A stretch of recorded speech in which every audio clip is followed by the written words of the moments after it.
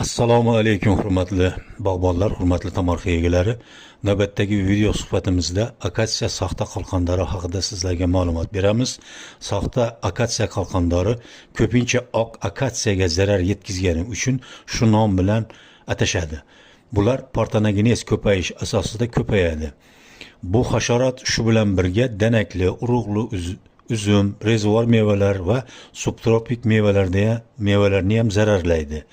Lichinkalari qalin shoxlarning qobig'ida, asosan pastki qismida, shoxlardagi yoriqlarda va o'lik po'stloq ostida qishlaydi. Jiddiy zararlanganda zararkunandalar to'plangan joylarda qobiq g'ish qizil rangga ega bo'ladi. Qishlab chiqqan lichinkalar atrof muhit 8 gradusga ko'tarilgandan boshlab lichinkalar faollashib gul kurtaklarga va boshqa shoxlardagi kurtaklarga o'ta boshlaydi va ularning shirasini so'rib zararlaydi. Shularni e'tiborga olib, kurash choralarini kuzda yig'im-terim tugagandan keyin qishlaydigan lichinkalarni moyli emulsiyali preparatlar bilan yo'q qilish ishlarini olib borish tavsiya qilinadi. Kurash choralarini asosan bog'larning o'z vaqtida kesish, zararlangan shoxlarni va novdalarni kuydirib tashlash, faol harakatlanib yetarli zarar bergan hududlarni kimyoviy preparatlardan Actra, Sinfidor, Mosplan va boshqa preparatlarning qo'llanmasiga asosan qo'llash tavsiya qilinadi.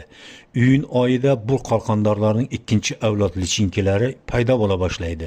Bunda ham zararlanish vaziyatga qarab qo'llanma asosida Detox, S-Sumition, S-Actara, Bonaforte, Sinfidor, Mosplan preparatlaridan foydalaniladi. Aziz bog'bonlar va tomorqa egalari, yuqoridagi ma'lumotlarimiz asosida bu zararli hasharotlarni yaxshi o'rganib, ularga qarshi kurash tizimiga rioya qilib kurashsangiz, bog'laringizda sifatli va mo'l meva yetishtirishga erishasiz. Bizning ma'lumotlarimizni kuzating va zararli hasharotlardan bog'laringizni asrashda foydalaning. Bog' eking, yaxshidan bog' qolur.